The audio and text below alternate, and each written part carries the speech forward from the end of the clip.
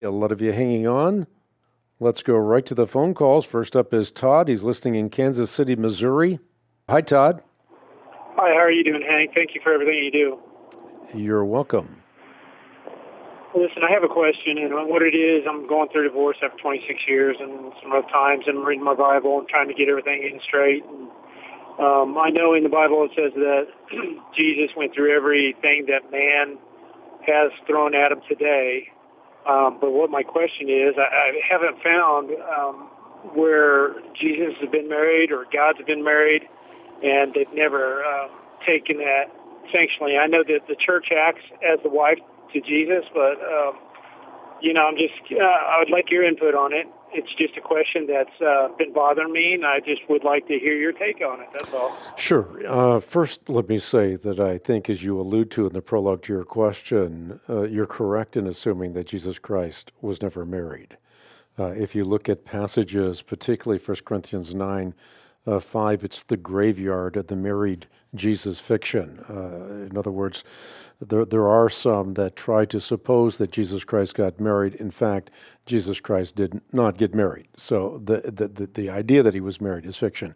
So you're right in the prologue to your question to suggest that Jesus Christ was not married during his earthly sojourn. But I don't think that in any way denudes Jesus Christ of having suffered everything that humanity can possibly suffer, experiencing all the woes, everything that a human being can encounter in this life.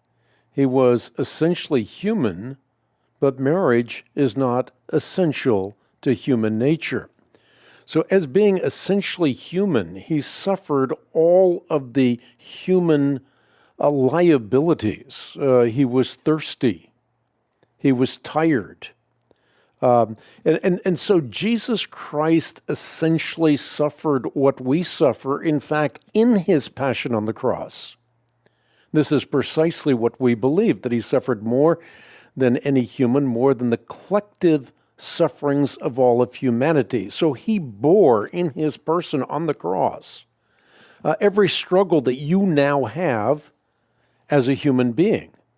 The fact that he was not married does not negate that in the least.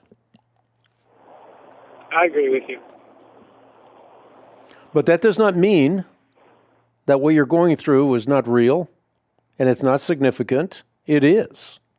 And it does not mean at any juncture that you cannot go before your Lord and lay your burdens at the feet of the cross. Nor does it negate the fact that you, if you are truly a follower or a participant in the precepts and principles of the kingdom, that you are to do what Christ did for precisely what you underscored so wonderfully at the beginning of your question. You underscored something that most people do not recognize, and that is that marriage is parabolic. It's parabolic of Christ and the church, and therefore the idea of reconciliation is always embedded in the wedding covenant, such that you must always be willing to reconcile, to find a place or a way for that marriage to work until the door is irrevocably closed by your spouse. So that is the greatest good. Now, there are reasons, and the Bible gives those reasons because of the hardness of our heart. There are reasons for divorce. So divorce can be sanctioned for various reasons. We wrote an article in the Christian Research Journal on that very subject. So there are just causes or biblical grounds for divorce and remarriage. I see. Well, I appreciate everything that you had to say, and I know, I have faith that everything works itself out for good, through Jesus. But I appreciate your input on it, and I listened and heard every word that you said. Thank you so much. You got it, Todd, and yeah, it's true. All things work together for good to those who are God's chosen or God's called according to his purposes. So God does take all the circumstances of our lives and he works them together for good. He weaves them into a tapestry for his glory and for the greater good of the kingdom. And so it's sometimes in the darkest hours of our lives that we learn the most, that we grow the most. I think at the time that I was not a believer, and for so many of those years, I felt that I was just wasting my life. I was searching for things that would ultimately not satisfy. And when I became a believer, I used to groan about those years. I used to think, oh, if only I had used those years productively memorizing the Bible, or becoming more adept at being an apologist, or growing in grace and faith, how much more useful I would be for the kingdom today.